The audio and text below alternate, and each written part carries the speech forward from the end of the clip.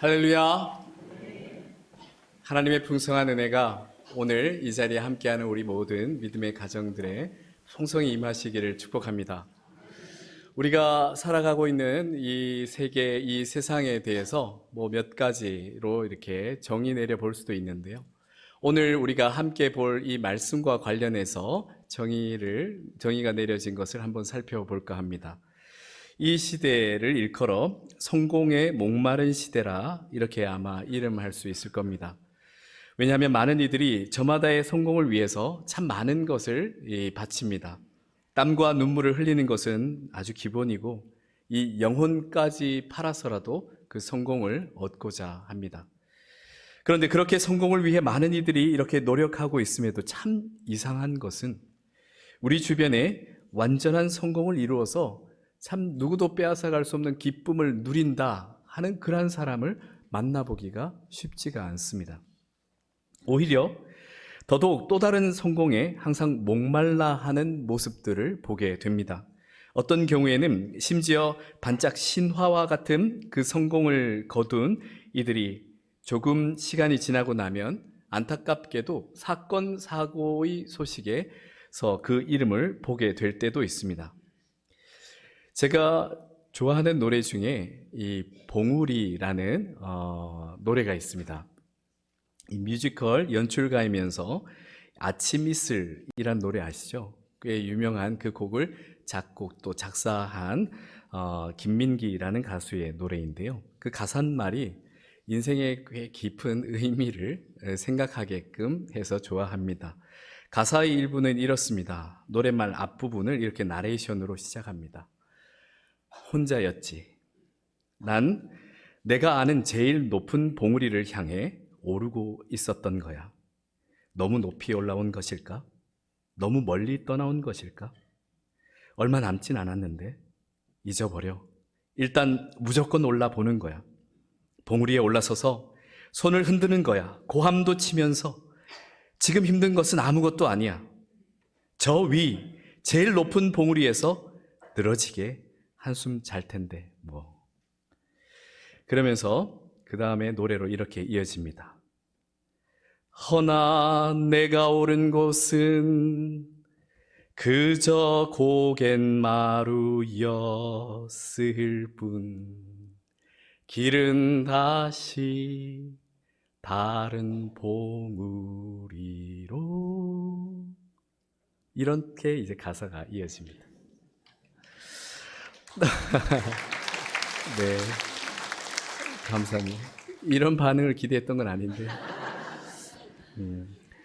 이 가사 내용에 보면 이 어린 시절 보았던 이 봉우리가 제일 높은 봉우리라고 생각하고 힘겹지만 아주 참고 올라가 보았습니다. 그런데 그 봉우리는 그저 나지막한 고갯마루 정도였던 것을 올라서고야 알게 되었고 또 다른 높고 큰 봉우리들이 계속해서 연이어 이어지고 있는 것을 보게 되었다. 이런 이야기들입니다. 마치 우리가 인생을 살아가면서 하나 성취했다고 하는 그 순간 또 다른 목표가 생겨야 되고 또 성공을 향해서 달려가야 하는 그러한 인생의 모습과도 비슷해 보입니다. 사랑하는 성도 여러분, 세상에서 성공을 이야기할 때 주로 어떤 기준으로 이야기하고 있습니까? 신문지상이나 언론을 통해서 이야기할 때 이 사람은 성공한 사람이다 라고 이야기할 때 어떤 기준인지 보셨습니까? 주로 이런 기준입니다. 성공 이퀄 부자, 성공 이퀄 지위, 성공 이퀄 유명인. 그래서 세상 기준에 따른 이러한 부자나 지위나 유명인이 등이 될 가능성이 없어 보일 때는 이 세상은 굳이 꼭 집어서 이야기하고 있지는 않지만 은근히 이러한 것과 멀어 보이는 인생을 이 세상은 은근히 망한 인생처럼 그렇게 바라봅니다. 심지어 자기 스스로도 그렇게 생각하고 인생을 포기하기까지 합니다. 그런데 여러분, 어느 정도의 부를 가져야 성공한 것이겠습니까? 어느 정도의 지위에 올라가야 성공이라 할 수 있겠습니까? 얼마나 유명해져야 성공한 것이겠습니까? 이렇게 세상에서 항상 성공을 추구해도 끊임없이 또 다른 성공에 목말라 해야 하는 것이 이 세상의 삶입니다. 사랑하는 성도 여러분, 과연 우리가 이렇게 세상이 정의 내리고 있는 그 성공에 계속해서 끌려다녀야겠습니까? 그리고 세상이 정의 내리고 있는 이러한 성공에 우리의 인생이 평가되어도 여러분 괜찮으시겠습니까? 안 됩니다. 그럴 수 없습니다. 우리 각자의 인생이 얼마나 소중한 인생입니까? 그렇게 누가 그렇게 평가하는 것으로 끝나서는 안 됩니다. 오늘 우리가 함께 나누고자 하는 이야기는 우리가 세상에 나가 치열하게 경쟁해야 하고 최선을 다해야 하며 땀 흘려야 하고 또 참고 인내해야 하는 일들이 다 소용없다는 이야기를 하고자 하는 것은 아닙니다. 오히려 우리가 노력하는 1분 1초의 시간들, 그리고 우리가 피땀 흘리는 노력들과 우리가 울고 웃는 이 감정들까지도, 이 모든 것들이 다 더 값져야만 한다는 겁니다. 더 값지게 빛나야 하는 것입니다. 그렇다면 어떻게 하면 우리의 인생의 그 모든 순간들이 더욱더 값질 수 있겠습니까?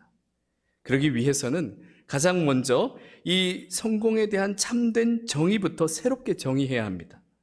오늘 본문의 여호수아는 일생일대의 중요한 순간을 앞두고 있습니다. 출애굽에서부터 광야 40년 동안을 이스라엘 민족을 강력하게 인도했던 위대한 지도자였던 모세가 이제는 없습니다. 여호수아 혼자 남아서 이스라엘 민족을 이끌어야 했습니다. 그리고 가나안 정복 전쟁이라는 과업을 이제 홀로 감당해야 하는 상황이어서 앞길이 막막하고 큰 부담을 느끼며 두려워할 수밖에 없는 상황이었습니다. 가나안 정복 전쟁이라는 것을 성공할 것이냐, 실패할 것이냐 하는 기로에 서게 된 겁니다. 그런데 더욱더 두려울 수밖에 없었던 것은 이 정복 전쟁에서 만일 여호수아가 실패한다면 그 실패는 단순히 자기 자신만의 실패가 아니라 이스라엘 전체 민족의 실패이기 때문에 더 큰 부담을 안고 있는 겁니다. 우리가 성인이 되어서 결혼을 하고 가정을 이룬 가장들에게 가족들이 있어서 참 행복하고 든든하죠.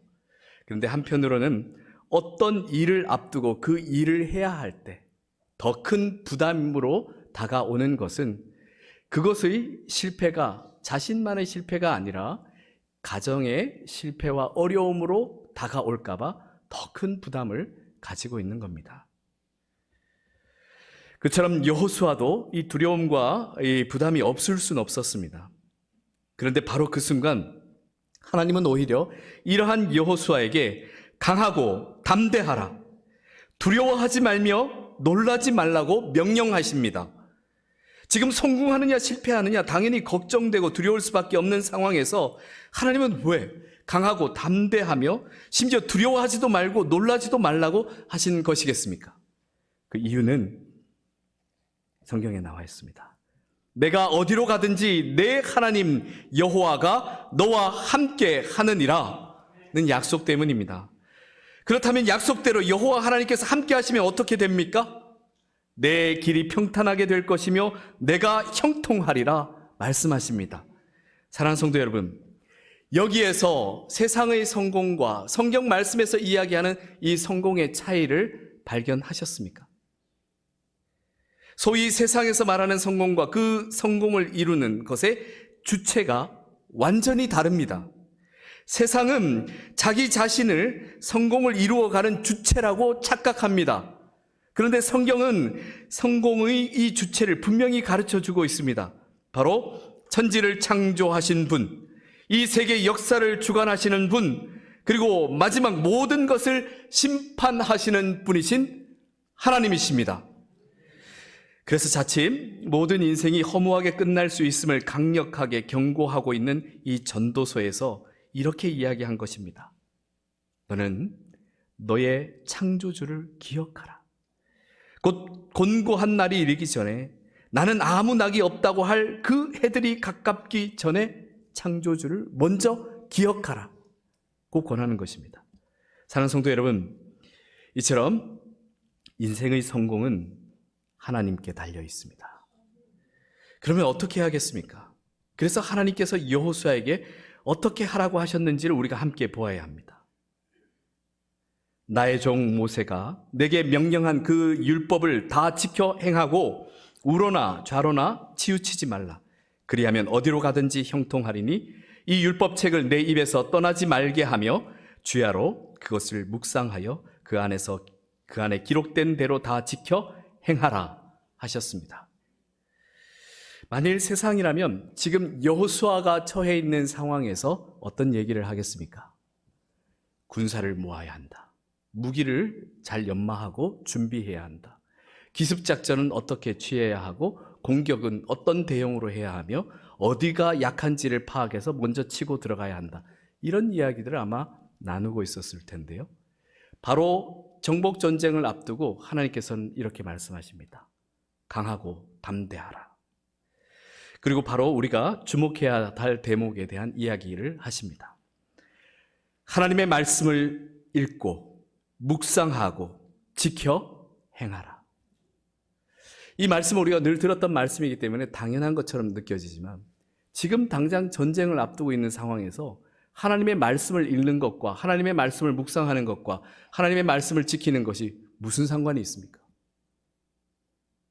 그런데 그렇게 명령을 내리신 것은 바로 이 정복전쟁의 성패는 하나님께 달려있다는 것입니다. 그래서 여기에서 우리는 성경적인 성공의 개념을 새롭게 정리해 볼 필요가 있습니다. 성공은 하나님의 말씀을 지키며 그 뜻을 따라 사는 삶, 그 자체입니다. 그렇게 할 때 우선 신명기 5장 33절에서 이렇게 말씀하고 있습니다. 너희 하나님 여호와께서 너희에게 명령하신 모든 도를 행하라. 그리하면 너희가 살 것이요 복이 너희에게 있을 것이며 너희가 차지한 땅에서 너희의 날이 길리라. 아멘. 사랑하는 성도 여러분, 이처럼 아주 구체적인 성공의 방법을 사실 오늘 우리에게 일러주시고 계신 것입니다. 그래서 이 말씀에 기초하여서 우리 공동체는 매일 실천하였으면 하는 5가지 실천 사항이 있습니다. 기억하십니까?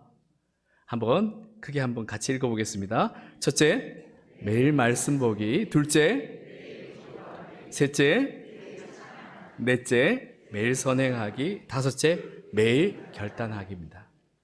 사랑하는 성도 여러분, 혹시 우리가 지금 이제 인생을 살아가면서 뭔가 열심히 하고 있는데 일이 잘 풀리지 않고 자꾸 어려움만을 만나게 될 때 지금 당장 어떻게 해야겠습니까?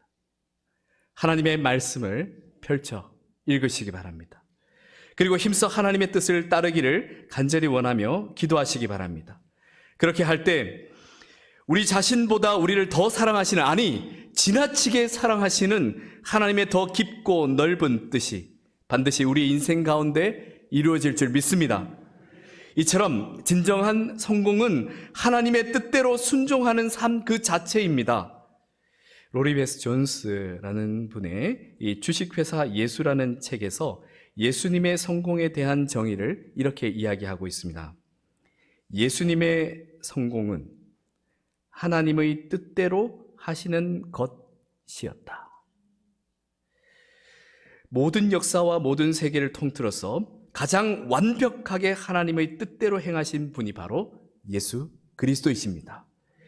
그렇기 때문에 완벽하게 성공하신 분 역시 바로 예수 그리스도이신 것입니다. 그럼 우리가 어떻게 해야겠습니까? 예수 그리스도를 닮아가는 우리는 어떻게 해야겠습니까? 예수 그리스도의 그 마음을 품어야 합니다. 빌립보서 2장 5절에서 11절 말씀입니다. 너희 안에 이 마음을 품으라.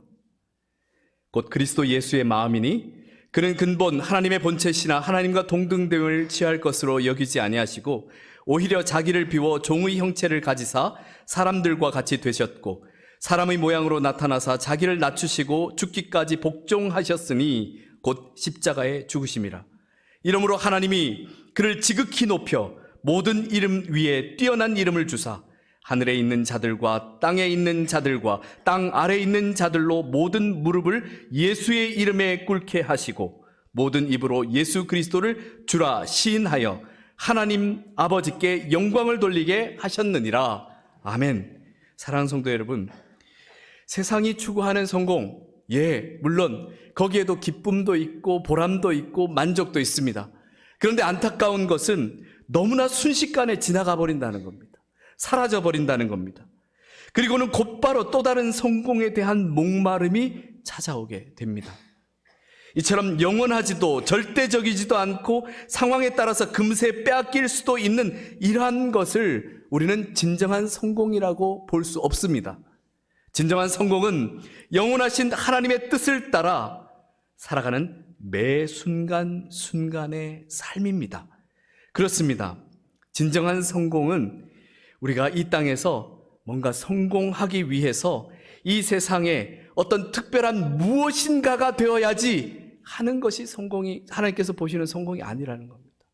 이 세상에서 무언가를 쌓아야지, 무언가를 이루어야지 라는 것, 그것을 성공으로 보시지 않습니다. 그 모든 순간 하나님의 말씀을 따라서 살아가고 있는가, 거기에 하나님의 포커스가 있는 겁니다. 오직 하나님의 말씀을 지켜 살아가는 삶, 그 자체가 성공인 삶입니다.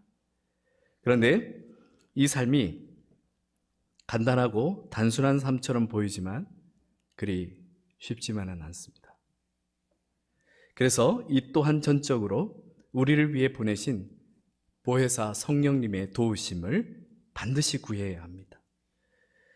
하나님은 이렇게 순수한 하나님의 백성들을 찾고 있습니다. 그리고 그와 함께 하시며 이 땅에 하나님의 위대한 구원 역사와 그 계획을 그를 통해 이루시고 이 땅 가운데 드러내십니다. 이제 하나님은 여호수아를 통해서 하나님의 구원 계획들을 이루어 가십니다. 사랑하는 성도 여러분, 바라기는 인생의 그 어느 한순간 세상에서 이야기하는 이걸 성공이라고 하는 그 성공의 지점에 이르기까지 인생은 아무 소용이 없는 듯 그렇게 지나쳐 버리지 마시고 인생에 살아가는 오늘 그리고 내일 우리에게 주어진 그 1분 1초의 모든 시간들이 참으로 행복하고 복된 성공의 날들이 되시길 축복합니다. 하나님과 함께 할 때 그러한 삶을 살게 됩니다. 오늘 말씀처럼 어디로 가든지 어느 곳이든지 형통할 것이라 합니다. 심지어 위기와 고난 중에도 형통할 것입니다. 그리고 하나님 뜻대로 살고자 하는 자는 하나님께서 반드시 책임져 주십니다. 9절 말씀입니다. 내가 내게 명령한 것이 아니냐. 이 명령을 하나님께서 하고 계십니다. 강하고 담대하라. 두려워하지 말며 놀라지 말라. 내가 어디로 가든지 내 하나님 여호와가 너와 함께 하느니라. 하나님의 이 명령은 하나님의 명령입니다. 하나님의 명령을 따라 하나님의 뜻대로 살아가게 될 때 우리는 성공할 수밖에 없습니다. 그러니 마음을 강하게 하시고 담대하시기 바랍니다. 하나님은 우리를 도우실 것이며 우리의 힘이 되십니다. 하나님은 우리를 결코 떠나지 아니하시고 버리지 아니하십니다. 이것이 바로 그리스도인의 성공이며 이것이 바로 하나님의 백성들의 능력입니다. 이러한 복된 삶을 매일 살아가시길 축복합니다. 함께 기도드리겠습니다. 우리의 힘과 능력이 되시는 아버지 하나님, 오늘 우리에게 주어져 있는 모든 삶의 순간 그저 세상의 가치에 이쪽으로 흔들렸다 저쪽으로 흔들렸다 그렇게 휘청휘청거리는 삶이 아니라 오직 하나님의 말씀이 우리의 삶을 주장하여 생명의 길을 걸어가며 이 땅 가운데 생명을 선포하고 그리고 또 나누는 축복의 통로로 생명 구원의 통로로 이 자리에 함께하고 있는 우리 믿음의 형제 자매들을 귀히 사용하여 주시옵소서. 뿐만 아니라 우리 공동체를 통하여 하나님께서 이 땅 가운데 이루시고자 하시는 하나님의 그 역사를 이루심으로 이 땅 가운데 참된 희망의 공동체로서 바르게 서게 하옵소서. 우리 주 예수 그리스도의 이름으로 기도드립니다. 아멘.